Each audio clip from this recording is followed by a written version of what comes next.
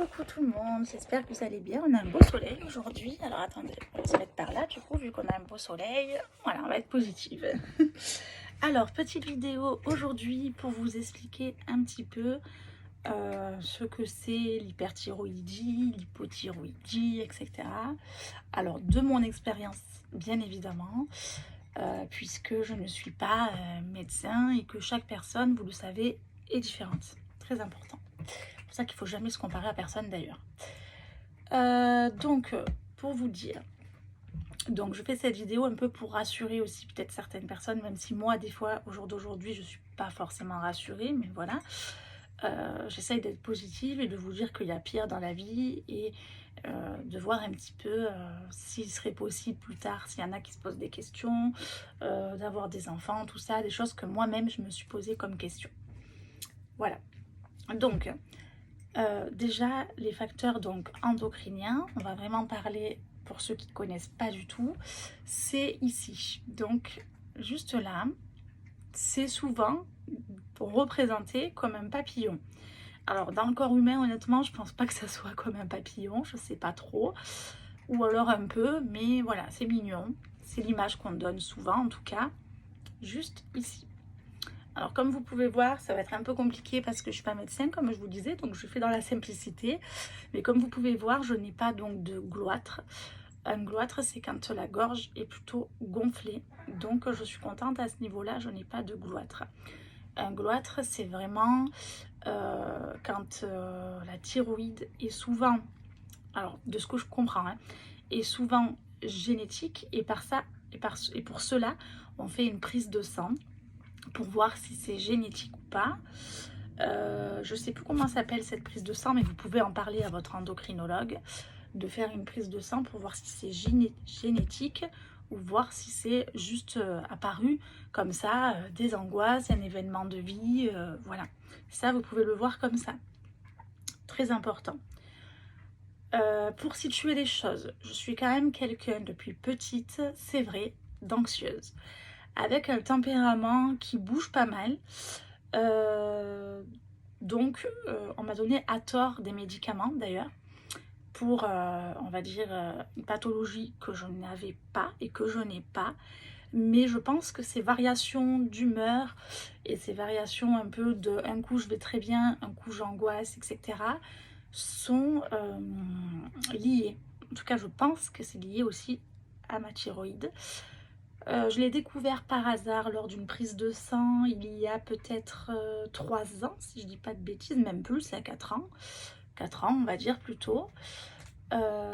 Mais peut-être que quand j'étais plus jeune, je l'avais et que je vivais très bien avec. Enfin, tout est relatif vu que j'avais quand même, j'ai toujours eu plus ou moins en tout cas, des périodes un peu down et des périodes un peu où d'un coup je veux tout faire. Voilà. Donc est-ce que c'était pas ça aussi? Enfin, en tout cas, je le sens quand je suis en phase entre guillemets de crise. Ça me déclenche soit du psoriasis, là ça va un peu mieux puisque j'ai un shampoing exprès, soit je sens le cœur qui palpite, ce genre de choses. C'est lié au stress, je pense, pour ma part, et à la thyroïde. Donc moi, j'essaye de faire souvent des petites cures de déstress, des petites cures de peut-être phytose, il faudrait que je voie, ou des gummies. Là, je suis actuellement sur des gummies pour le stress. Voilà. Je pense que ça peut être déclenché par ça. Donc si c'est déclenché par ça, en fait, il faut souvent trouver la cause de la maladie, on va dire, ou de la pathologie pour pouvoir justement aller mieux. Voilà. Donc, on vit quand même aussi une ère où tout va vite, la société, etc. On ne va pas revenir dessus, mais bien sûr que pour des tempéraments peut-être hypersensibles, comme c'est mon cas, il y a des fois où c'est un peu compliqué d'assimiler plein d'informations. En tout cas, moi, je sais que ça fait souvent effet boule de neige. Quand j'ai trop d'informations d'un coup dans la tête, et que j'ai personne à qui me confier ou quoi, ça devient parfois compliqué. Donc, j'essaye de m'auto-raisonner, même si c'est pas toujours évident. Voilà. Donc, je reviens à l'immunité. Voilà. Je crois que c'est le prise de sang d'immunité, si je dis pas de bêtises, pour voir si c'est auto-immun. Donc, auto-immun, si je dis bien, c'est pas comme ça qu'on dit, mais vous avez compris. C'est quand quelque chose se bat contre quelque chose de naturel. Donc là, moi, je fais de l'hyperthyroïdie. Ça veut dire que ça combat peut-être contre quelque chose de naturel. Mais moi, c'est pas vraiment mon cas, c'est encore différent, puisque l'auto-immunité, comme je vous le disais, entre guillemets, c'est... comment expliquer cela? C'est quand c'est génétique. On peut le voir grâce à ce test-là. Il y a des valeurs, oui, et votre endocrinologue vous le dira si c'est génétique ou pas. Moi, c'est pas génétique.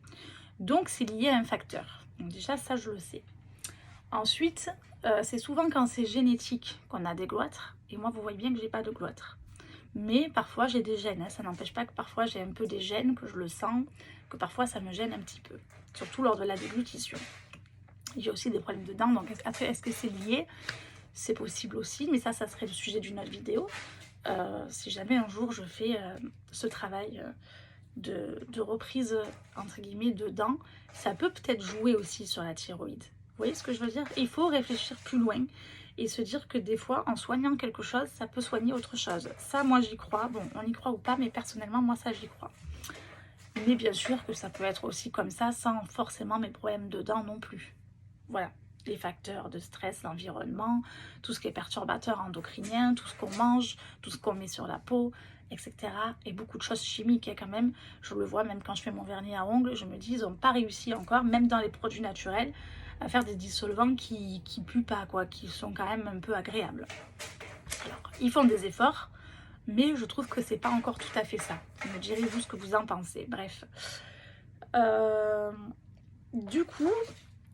Moi, ce qui s'est passé, c'est que j'ai fait mon bilan donc sanguin une année, il y a 5 ans, qu'importe. Enfin, il y a plusieurs années maintenant, du coup j'ai l'habitude, c'est pour ça que j'ai un peu de recul par rapport à ça. Donc vous avez le contrôle TSH qui est vraiment le plus simple à comprendre, qui est soit hyper ou hypo. Et ça marche à l'envers.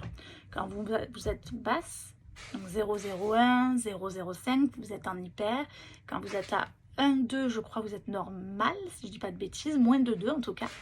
Mais quand vous commencez à être à 4, 5, tout ça, 3, 4, 5, là vous êtes en hypothyroïdie. Donc après, je suis pas médecin, je suis désolée si j'essaye vraiment d'expliquer un peu en b.a.-ba, quoi, parce que moi-même, je ne sais pas exactement d'où viennent toutes les pathologies. C'est après à vous de voir si vous sentez, ou comme vous l'a dit, chaque cas est différent et chaque cas a son protocole de soins comme beaucoup de choses médicales bien évidemment. Donc certes beaucoup de gens me disent oui c'est pas grave, c'est rien. Alors certes c'est pas grave, on est d'accord, on va pas tout négativer, j'ai tendance parfois à être négative, on va quand même essayer de positiver, c'est vrai. On va pas se souhaiter le pire, on va être positive. Mais cependant, il faut quand même pas non plus négliger le fait que quand on a une hypo ou une hyper, surtout si un jour on veut un enfant et que on a ça qui n'est pas déclenché, parce que ça peut être déclenché pendant la grossesse, bien sûr. Les gens qui ont une grossesse ont souvent soit de l'hyper, soit de l'hypo. En général, je sais pas pourquoi, je pense que c'est plus de l'hypo. Et ils prennent du lévothyrox. Bon, médicament un peu controversé, médicament un peu où il y a eu des, voilà, pareil, des substitutions, enfin des, vous regarderez sur internet, mais voilà, il y a un peu des hauts et des bas aussi par rapport à ce médicament qui a été reformulé, mais voilà, enfin bref. Bon, ça c'est chacun qui voit comment l'organisme le sent et puis combien de milligrammes on prend, c'est très particulier. Cependant, voilà, ils arrivent quand même à prendre ça. Là aujourd'hui pareil, je suis allée à la prise de sang, une femme était enceinte, elle disait qu'elle avait pris de lévothyrox. Alors après, est-ce qu'on peut le prendre tout le long? Je sais pas, hein, j'ai jamais été enceinte. Est-ce qu'on peut le prendre par parcimonie et que ça fait rien au corps? Ça je sais pas. Moi personnellement je serais plus pour le naturel et pour quand on est enceinte en tout cas ne pas faire mal hein, au bébé.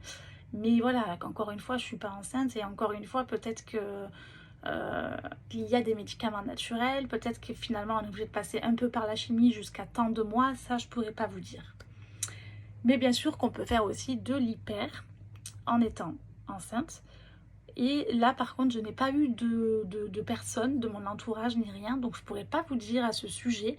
C'est ça un peu ma question de fond.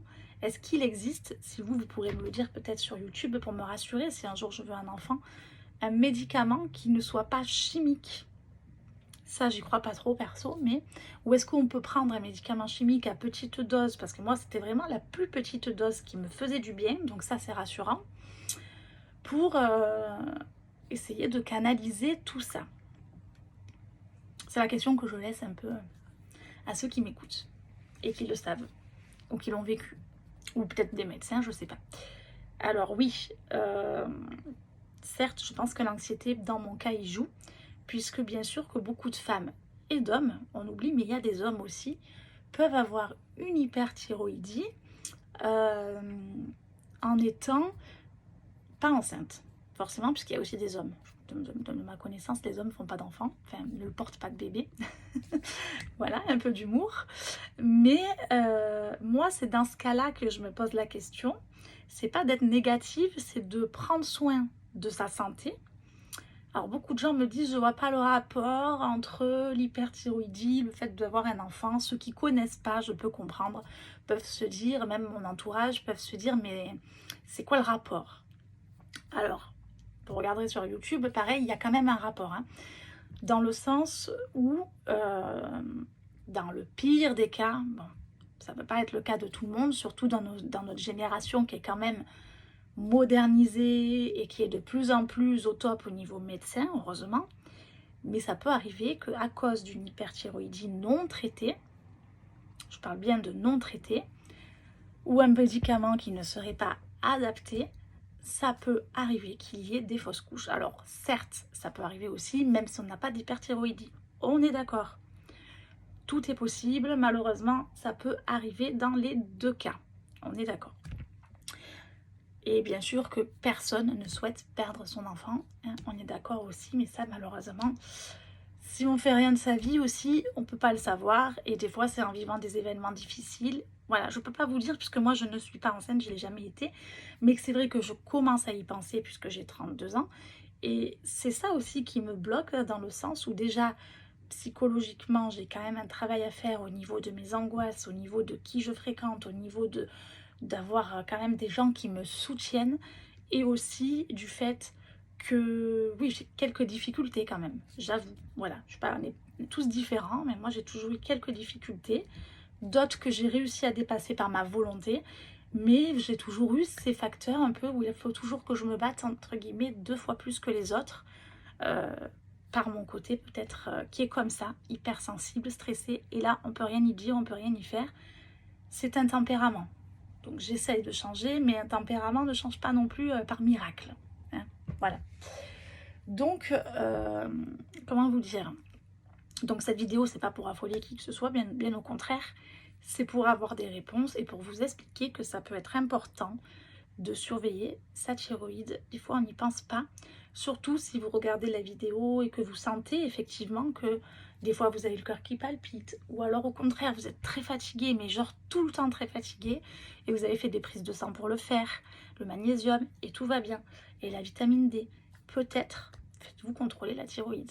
Si ça peut sauver au moins une personne, entre guillemets, sauver c'est un grand mot, mais une personne peut voir cette vidéo et grâce à moi se dire ah ben oui, j'avais pas pensé.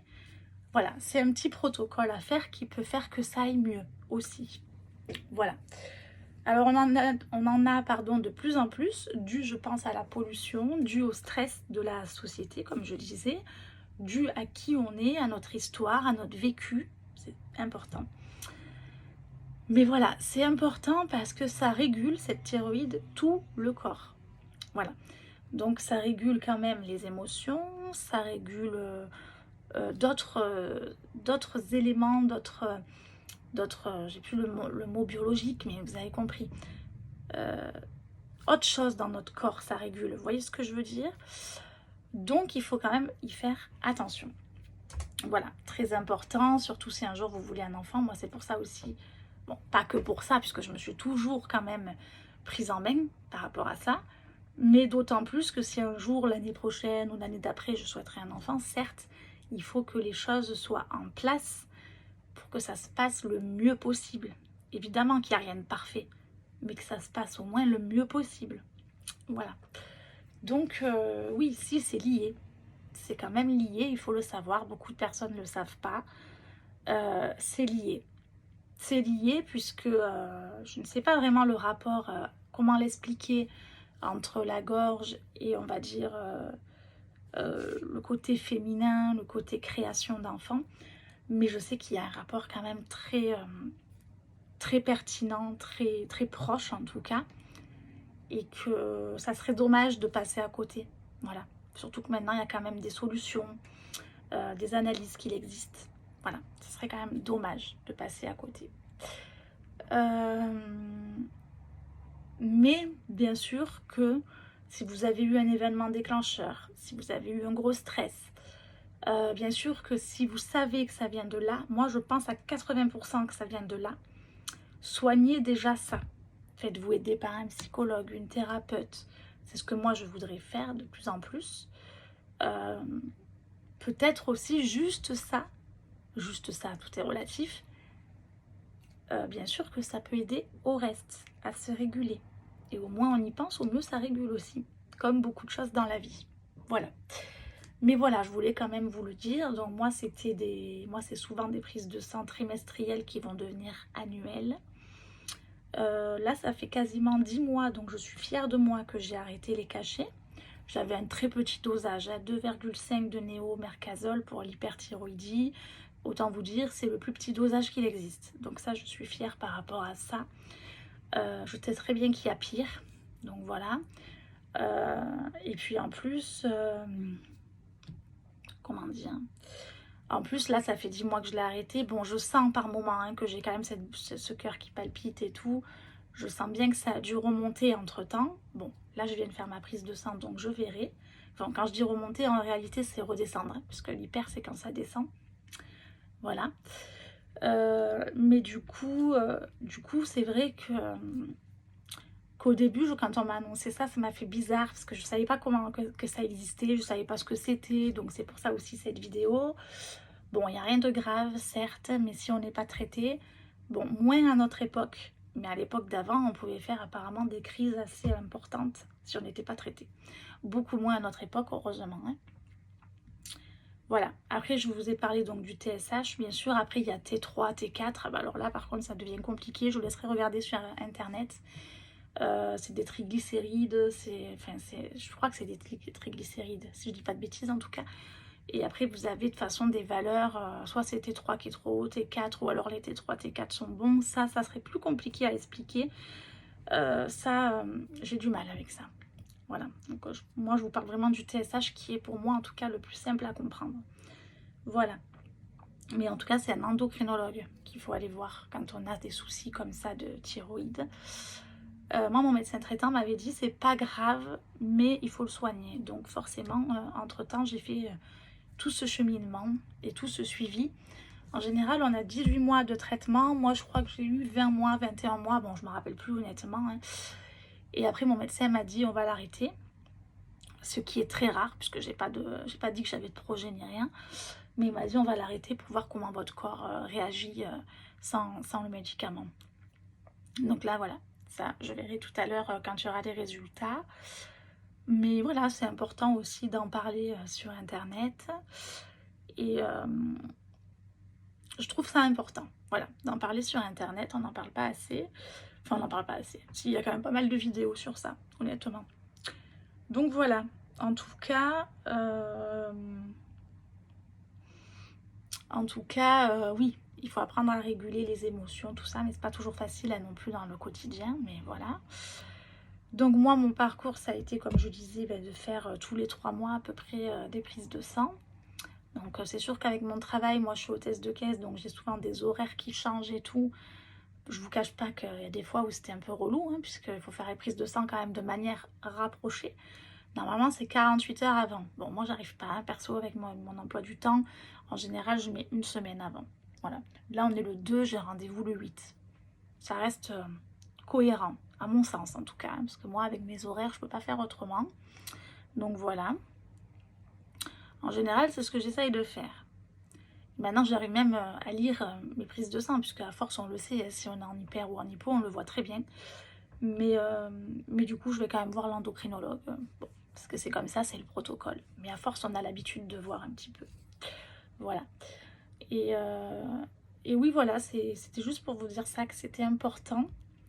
Et que ça peut faire aussi l'inverse, hein, c'est ce qu'on m'a expliqué.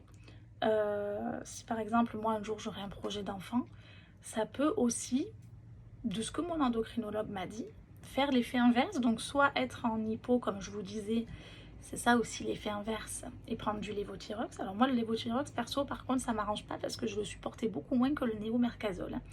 Après, ça, c'est chacun, selon les dosages, mais moi, je ne supportais pas, ça m'endormissait. Et je vis mieux l'hyper que l'hypo. Ça, c'est chacun qui voit, mais moi, voilà, c'est comme ça que je sentais la chose. Par contre, ça peut faire aussi l'effet inverse, comme il me le disait, dans le sens où tout peut disparaître. Ça peut revenir à la normale, puisque cet excès peut juste être simplement à la normale. Voilà, c'est les deux inverses possibles finalement. Voilà.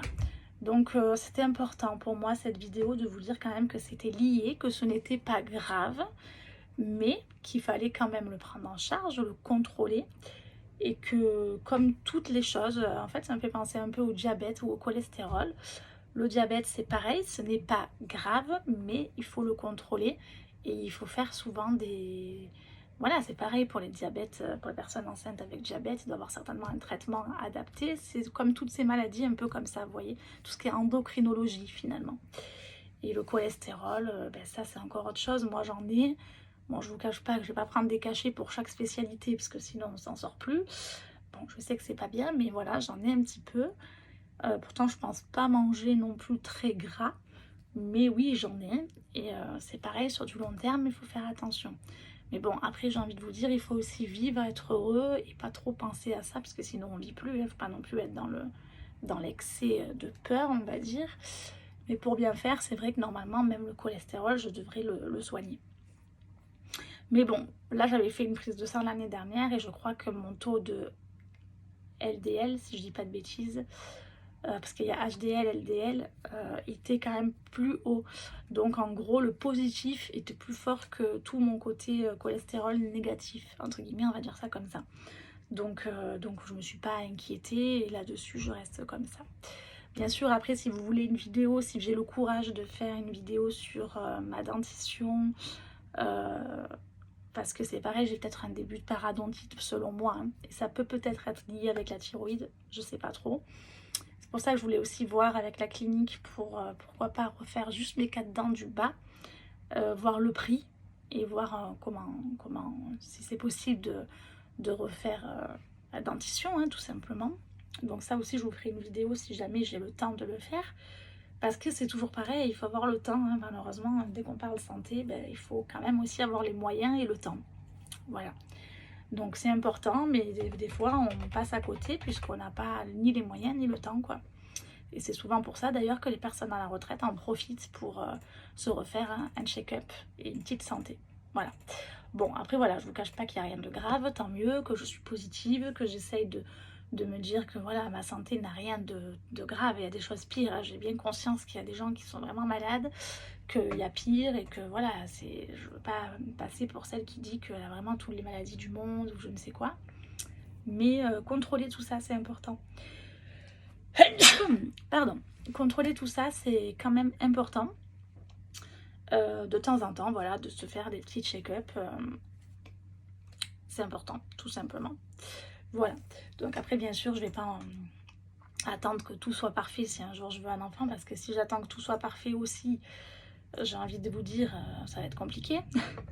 Et puis quitte à être à l'hôpital, des fois je me dis en rigolant, si je dois refaire mes dents ou si j'ai un problème, au moins je serai sur place.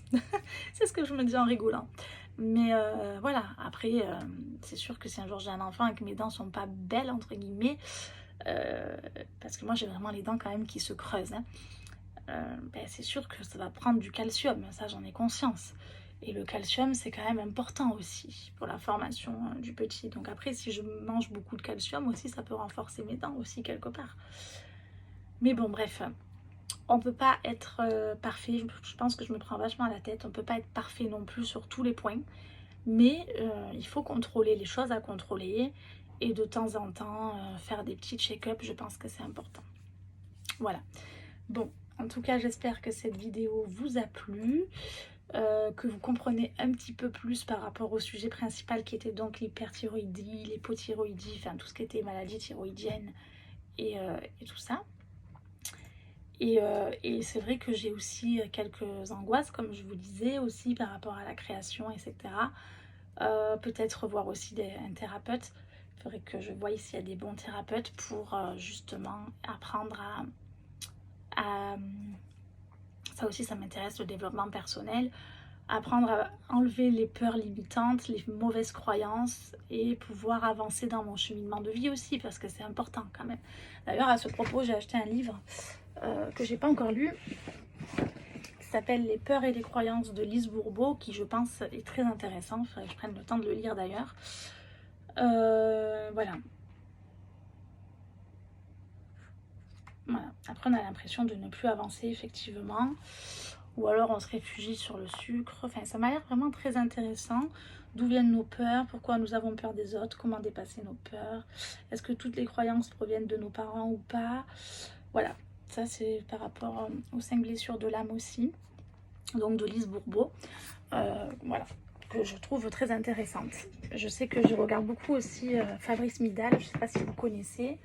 Et Fabrice Midal en parle aussi, il a fait des dialogues avec Lise Bourbeau et je trouve ça très pertinent et intéressant en tout cas. Voilà. Donc c'est des choses à contrôler. Bon après je suis quand même quelqu'un sans me vanter de très droite. J'essaye toujours de suivre ce que les médecins me disent. Je ne suis pas non plus bête, j'apprends vite. Donc il faut aussi que je me laisse le temps et que si un jour j'ai un enfant, bien sûr, que je pense que j'aurai aussi toute manière des tests pour l'hyperthyroïdie, peut-être même pour le diabète et le cholestérol, je ne sais pas. En tout cas pour le diabète, je pense que oui, puisque ça aussi, ça peut être lié ou pas. En tout cas, en France, on n'a pas à se plaindre. On a quand même, je veux dire, un panel de suivi, puisque ben, c'est pas rien. Hein, c'est pas juste faire plaisir à ses parents ou donner la vie. C'est aussi ben, quand même s'en sortir aussi nous, parce que c'est pareil, mine de rien. Voir si on a la santé pour ça. Et puis, selon moi, c'est tout un cheminement personnel aussi. Ça peut changer toute une vie et un cheminement personnel positivement, négativement, voilà, les deux se jouent finalement. Donc c'est ça aussi qui fait réfléchir à la situation. Mais je pense que c'est un raisonnement plutôt mature. Alors c'est pas pour me vanter, mais je pense que c'est un raisonnement plutôt mature de ma part. Après, certes, rien n'est parfait, on peut pas tout contrôler, ça c'est sûr, c'est quelque chose qu'il faut que j'apprenne. Mais en tout cas, prendre soin de sa santé, quand même, c'est important. Et avant de faire quoi que ce soit, il faut se sentir... voilà, surtout nous les femmes, il faut quand même se sentir soutenue et forte. Voilà, à mon sens en tout cas. Voilà, bon bah je vous souhaite une belle journée et je vous dis à bientôt.